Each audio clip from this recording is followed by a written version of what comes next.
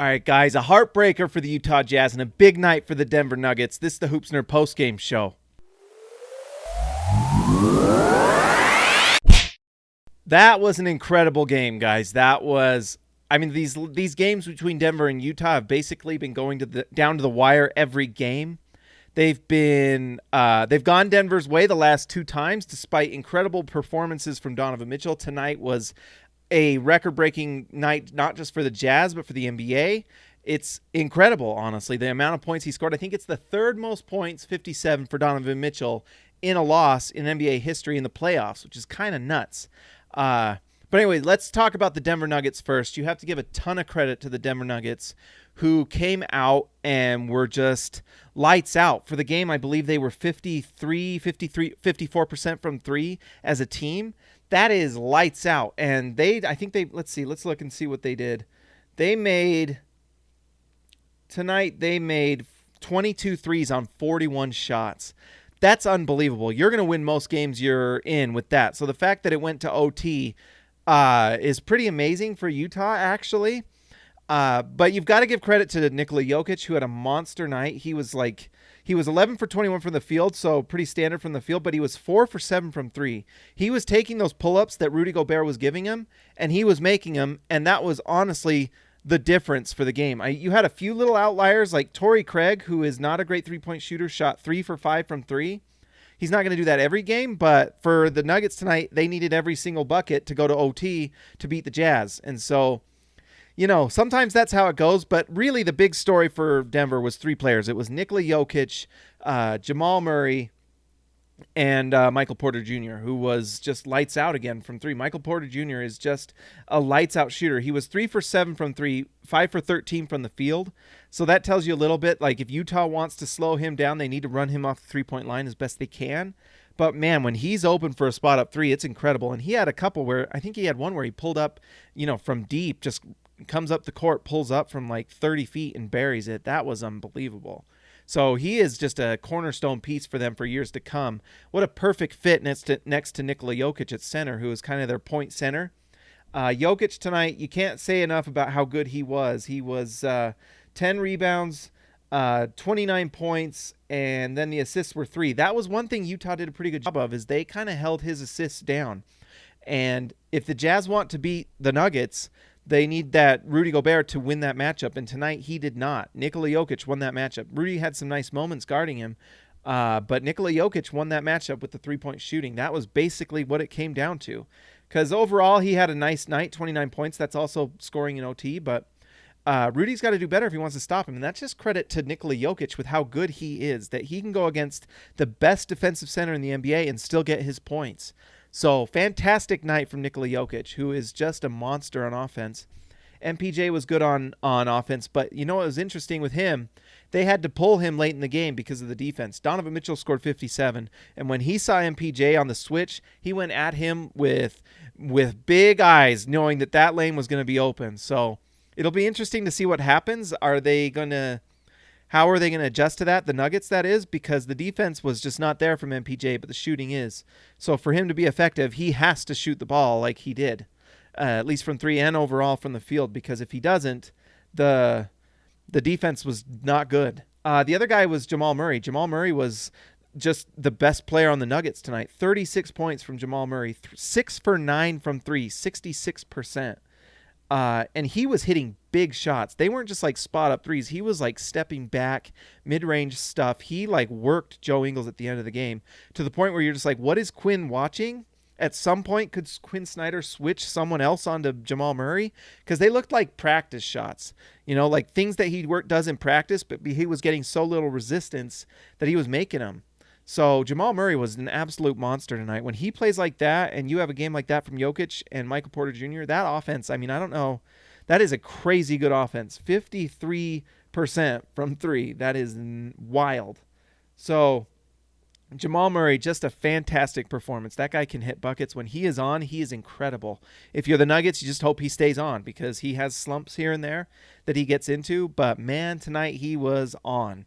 Now, for Utah, it was the Donovan Mitchell show. Donovan Mitchell actually absolutely proved that he is the point guard of the future for the Utah Jazz. And at this point, what other evidence do you need? You need shooting and length around Donovan Mitchell. And if Rudy Gobert is on the team, which I'm hoping that he is because of his defensive presence and his offensive impact in terms of being a pick and roll big man, he's just incredible. Mitchell just shows tonight what he is capable of doing. Now, I know Denver has like literally one of the worst defenses in the NBA right now post All-Star break, and some of that could be attributed to more minutes for MPJ probably.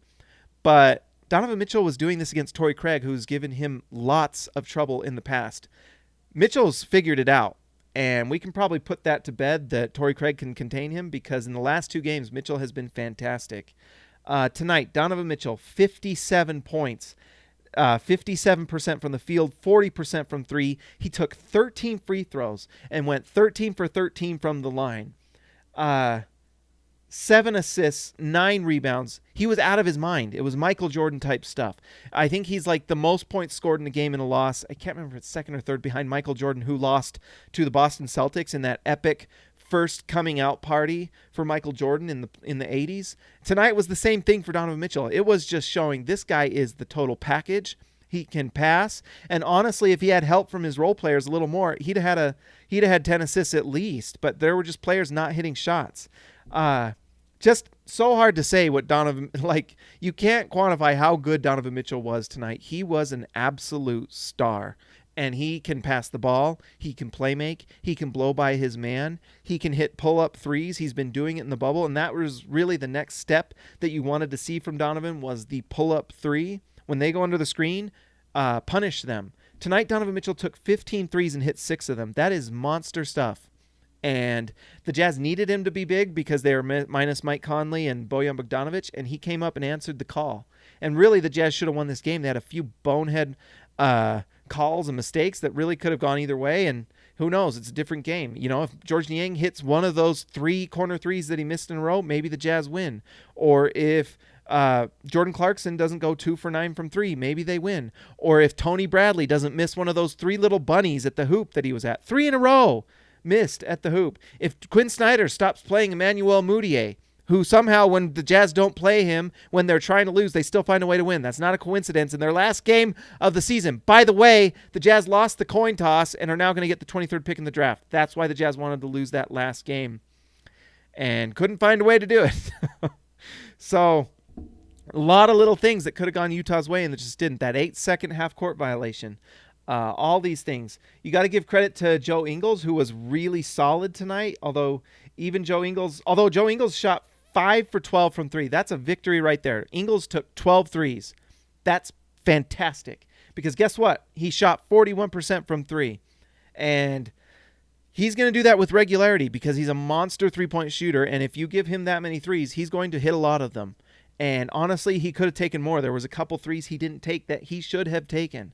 But the Jazz just need something else out of one of their role players. Royce O'Neal tonight, 1 for 6, 1 for 3 from 3. His defense was pretty good, but he was a team-leading minus 21, so that's a little noisy. Who knows what that means? But you need a bigger night from Royce O'Neal. Rudy Gobert, 17 points, 7 rebounds. He had 4 blocks. It's funny, you look at those numbers, you're like, wow, that's actually pretty good. But he really needed to be a little bit better to win this game. He allowed Jokic to kind of go off a little bit. You need Rudy to step it up. In these playoffs, you need a hero to step up. And we need Rudy Gobert to play better if the Jazz want to win. So Gobert, 8 for 11 from the field. You can't argue too much. He bobbles those balls lately, and I don't know why. Catch the ball, Rudy, please. But 7 rebounds, you know, it's hard to get rebounds when the other team's shooting 54% from 3. So it is what it is. And finally, like we mentioned, Jordan Clarkson, actually, I felt like he had a pretty decent night. Tonight, Jordan Clarkson, 8 for 17 from the field, which was nice. So he was getting to the basket and making nice plays. But 2 for 9 from 3. Typically, Jordan Clarkson's a higher level 3-point shooter than that. So it's just bad luck for the Jazz. It's crazy how Jordan Clarkson can go 2 for 9 and Torrey Craig can go 3 for 5. And those 2 role players, if you switch, those are the difference in a game. You know, it stinks. Tough night for Utah. Here's the thing I would like to say. I don't know what Quinn has with him and and Emmanuel Mudiay and Tony Bradley. But we saw tonight that Juwan Morgan was an absolute difference maker when he was on the floor. The Jazz lost this game. Juwan Morgan was a plus 17. That's massive. That defensive impact was huge. And I believe his defensive impact was bigger than anyone else on the floor. He was absolutely a difference maker on the defensive end. He was only 1 for 5 from the field, and he hit that one corner three. But he had 7 rebounds, 2 offensive rebounds. He was just... There were a few moments where it was a little Favors-esque. It was really nice to see. And he can actually spread the floor. He's a rookie. So if he can just kind of develop that shot, the Jazz might have a nice piece in them. Some people were saying there was a little Paul Millsap to his game. And you can see it a little bit with his ability to rebound. And if he can develop like Paul Millsap did, who knows? But he is just a defensive difference maker from day one. Absolutely fantastic to see. But Quinn Snyder continues to play Emmanuel Mudiay and Tony Bradley on the bench, and I don't understand it. Tony Bradley, 0 points, 0 for 3. If you look at his line, he had 0, 0, 0. He did have 9 rebounds, so that's pretty good. But he's guarding Mason Plumlee. You can't put Brantley out there with Mason Plumlee guarding him? Is that just me, or is that an impossible task? Come on, Quinn. You've got to adjust. And Quinn needs to adjust with Joe Ingles guarding Jamal Murray. You've got to adjust. You've got to put Royce O'Neal on him. Put in Jarrell Brantley, something.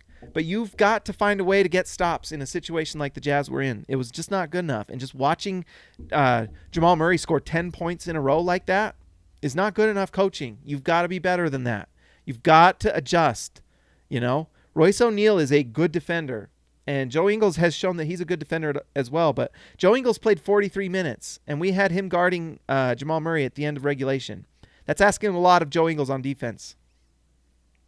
So really rough night for the Jazz. Just a few things that if they go the other way, they win this game. Donovan Mitchell is a superstar, should be the point guard of the future.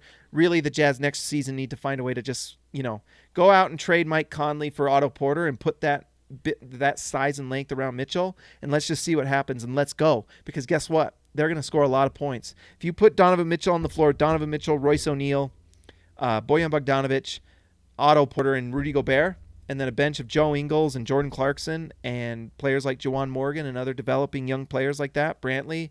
I like Tucker. Why can't Tucker play? You've got a nice team.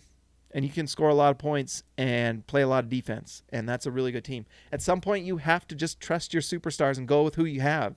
That's what you got to do. All right, guys, that's everything. Like and subscribe to this channel and to this video, guys. I appreciate it all. Let's talk to you later.